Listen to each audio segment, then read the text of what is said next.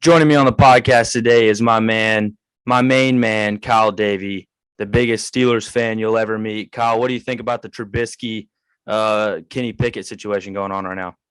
Man, I pledged to myself that I wasn't going to watch or get as emotionally hurt while Trubisky was starting.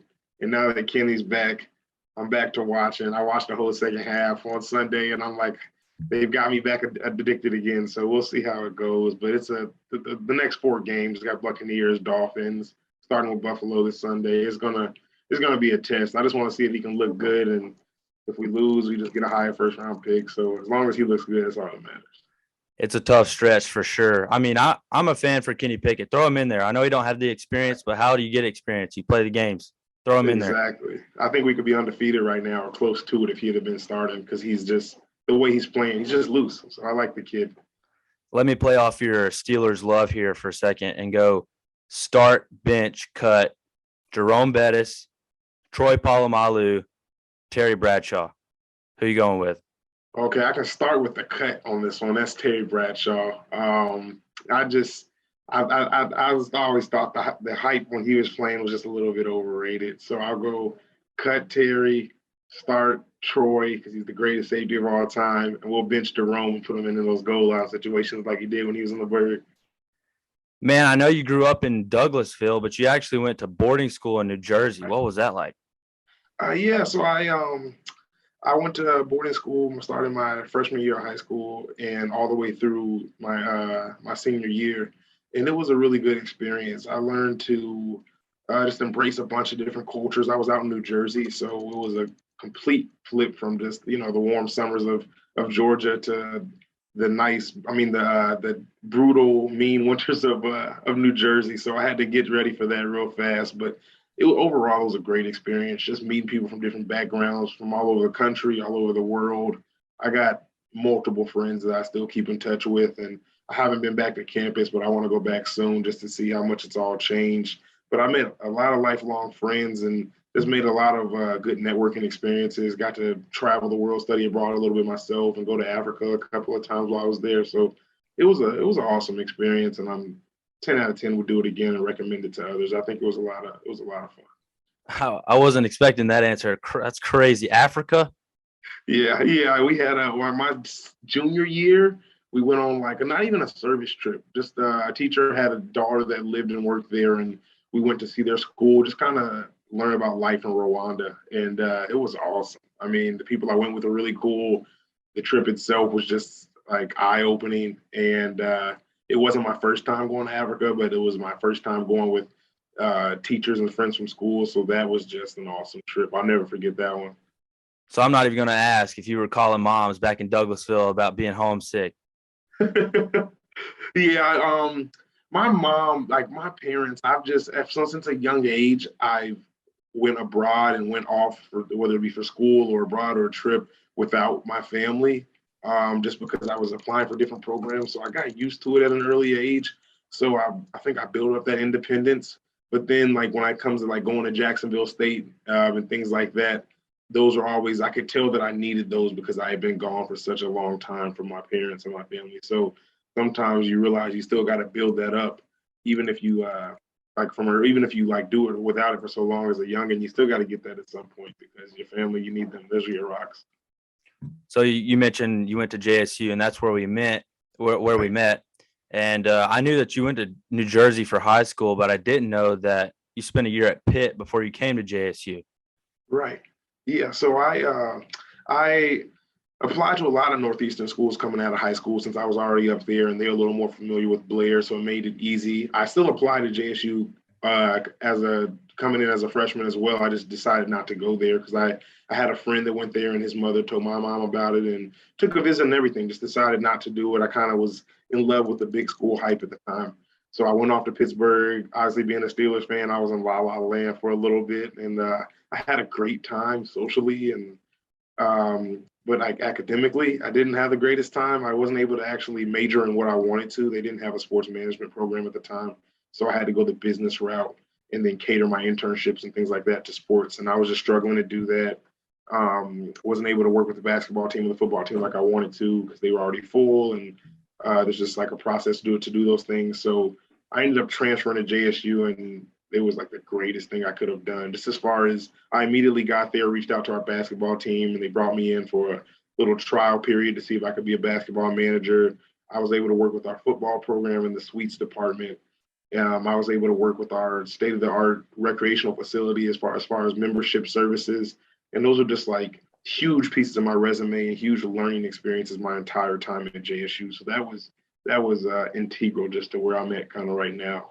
Just going there all 3 years there, and then of course JSU basketball. Some of those days, those are just good times. Like not even just learning experiences, but just having fun and being a part of a team. Yeah, describe to everybody what exactly a basketball manager at JSU does.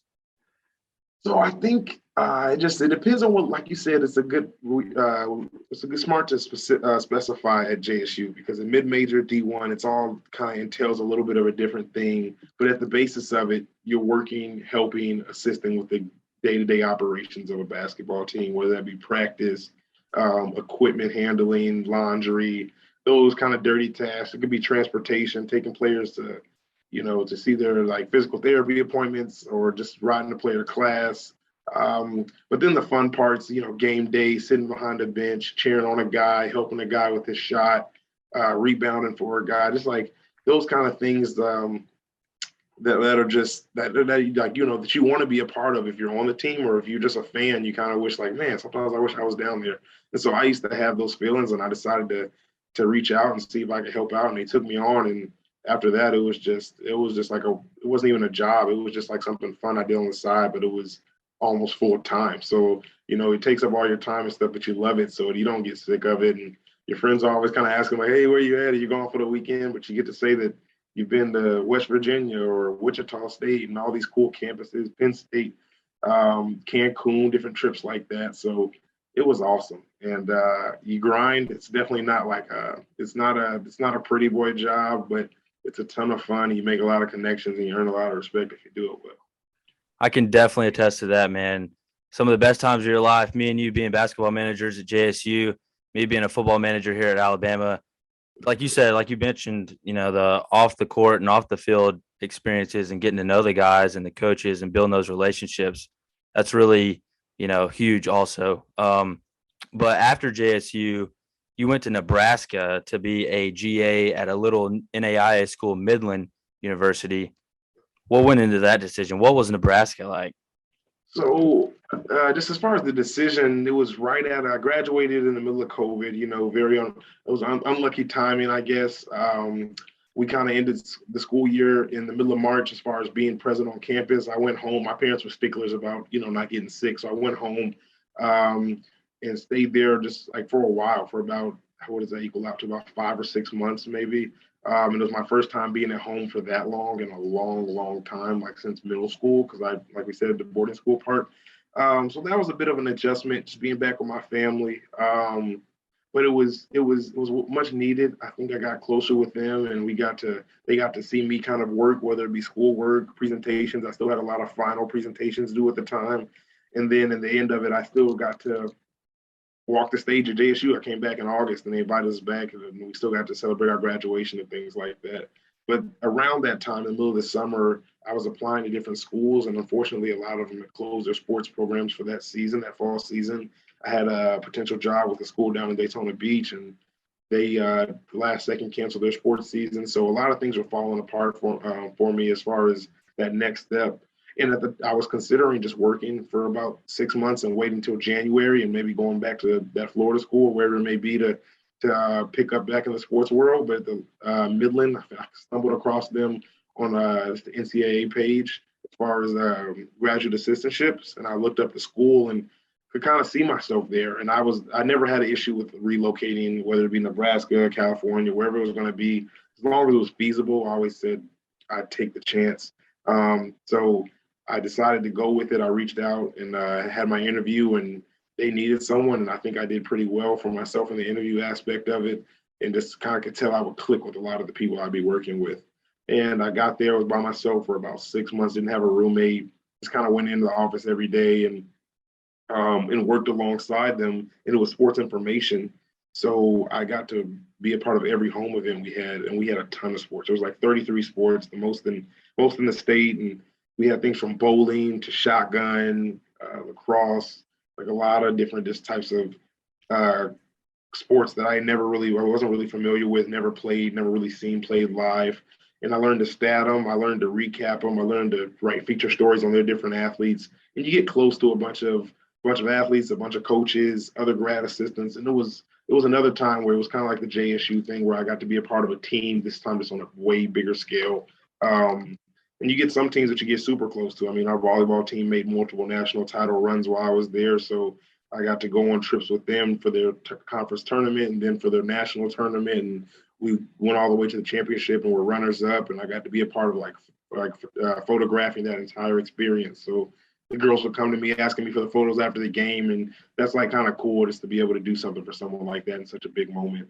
So I really enjoyed my time out in Omaha. And I experienced a new city. I met some family and friends that I had out there because my mom actually was stationed at a military base out there growing up. So she was more familiar with the area than I was. But Omaha was awesome, and it just built up a lot of my sports knowledge. Now I know quirky, kind of random facts about different sports, and I'm a little more familiar with different aspects of small-scale college, which is huge. But before I make that, coming from the mid-major, then going all the way down to like the NAIA level, you just learn how to get your hands dirty and everything, and you learn to not say no. Different departments rely on each other. I was sports info, but I was also like marketing and also game day operations and facilities. So like you get your hands dirty everywhere, and it was a lot of fun.